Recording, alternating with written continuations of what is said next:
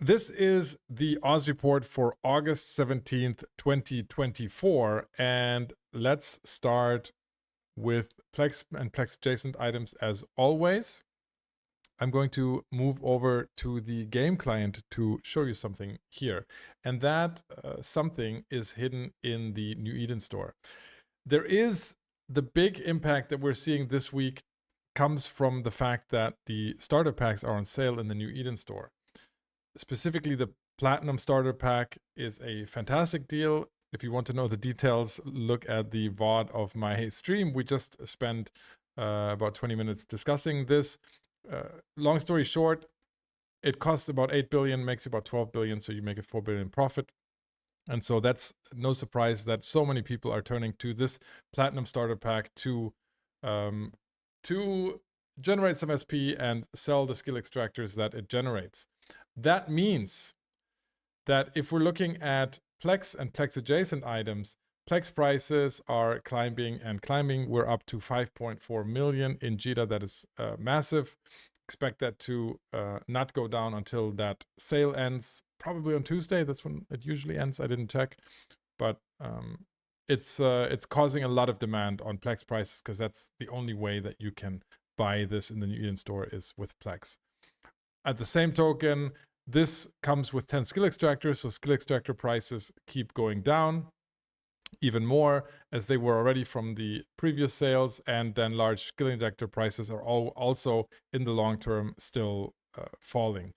What does that mean for skill farming profit? Well, right now with expensive Plex, lower skill injector prices and lower skill injector prices, we're almost breaking even pretty much. So nowadays, if you subscribe your account for 12 months in the New Eden store and you buy 24 MCTs to activate the other skill queues, then you're basically breaking even.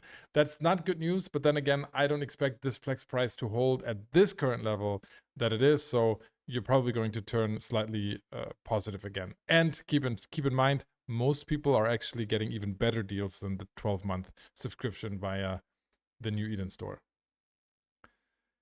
In other news, if we look at hypercores, we've been talking about those in the last weeks. Hypercores, they were climbing almost every week. Now they have stopped, and this is chicken and egg kind of thing. I mentioned last week that I started liquidating, and I am liquidating some of these. I've come along for the ride. There was a 2-for-1 sale. I've bought these very cheaply. I'm okay with the current profit. You can see here there's some very, very large sell orders going on around the 440 mark. I do think it's going to climb up to 500, but the question is how long is it going to take? Again, as a recap from last week, I explained this. At 500, it's about the Plex parity. So now with the higher Plex price at around 540k Hypercore price, we reach the parity where it makes sense to buy it through Plex rather than on the market. So yes, this is probably going to hit 500k, but the question is how long? And I had a lot of capital in these, so I am fine with actually taking and running with the profit. But if you're holding on, that's totally understandable as well. And don't worry, I don't have trillions in these. It'll be over at some point. Having said that, one other thing that is going on right now is Abyssal materials are rising more and more. So they're up 7% this week. And even more interesting, the supply of crystalline isogen 10 in JITA is 50% down. So it's in very short supply. The price is rising. And that means that you can expect tier 1 Triglavian ships that are mainly based on Abyssal materials, like a Kikimora or like a Vedmak, to be rising in price rather sharply. It's very interesting how we saw that dip a month or two ago, and now it's been steadily rising, and there's no sign of it slowing down. Then let's go to my trusted dashboard right here. And let's look at some of the other areas of EVE. So raw moon materials are the talk of the town, obviously, because we're still waiting for the Metanox impact. Raw moon materials are down 2.2%. That's just on the surface, though. If you dive in a little bit deeper, you can see that Tungsten, scandium, and titanium are the ones that are dropping double digits, so 18%, 18%, and 14% respectively, and they're all R8 moons. So they're the more the less valuable moons, and that is kind of what you would be expecting out of the passive mining that Metanox is introducing. This is probably not the full effect yet, but you're starting to see Metanox effects here of R8 moon materials dropping in price rather sharply.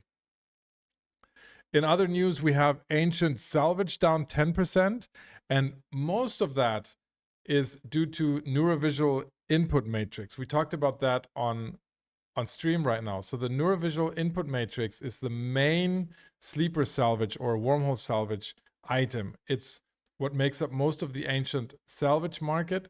This is the main component in Tier 3 destroyers and Tier 3 cruisers, and it has dropped 20% this week, obviously due to more of them coming out of wormholes.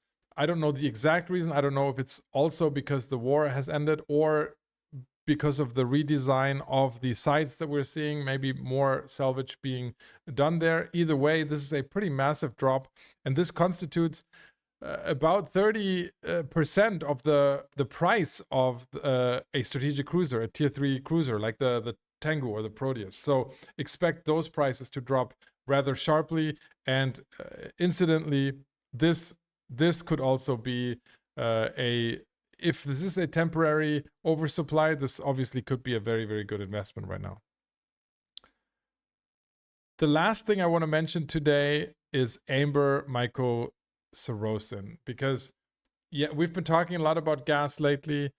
Gas was crippled after it was removed from all subcap faction ships through the Equinox expansion in the beginning of June, and you can see the effect that this has had on the market. So you can see that since Equinox, Amber Myco-Sarosin has actually dropped 75% in value, and that is absolutely massive.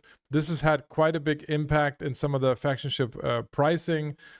So if you look at, for example, let me see ad hoc here. I hope this is this case in point, but the Gila, for example, pretty massive drop right after Equinox went live, and so this has had quite a significant impact. This has been, it was replaced by an item from the Pirate LP stores, so you're still needing. You still have a component, but obviously that component is much cheaper. So cheaper faction ships, also a good thing.